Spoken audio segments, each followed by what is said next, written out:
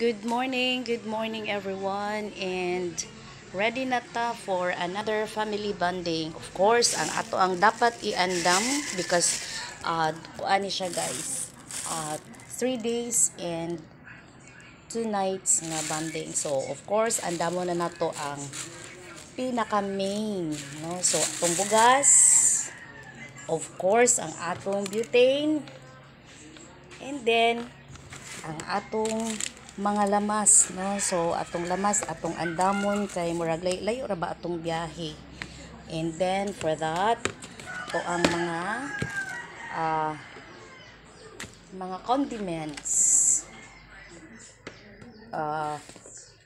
Patis, ketchup, ato ang suka, atong mantika, and mayonnaise.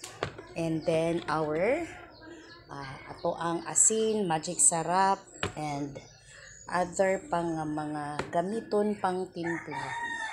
And di na itong malimtan ang atong kaon-kaonon dito guys, no? So we have this already, green tea, and we have also the banana chips, okay, and we have also the ready mix na pancake and the Quaker Oats. Okay, so di natin nalimitan dito, no, kay murag adto ta sa farm magbakasyon, and then medyo layo ang ato ang kumprahan.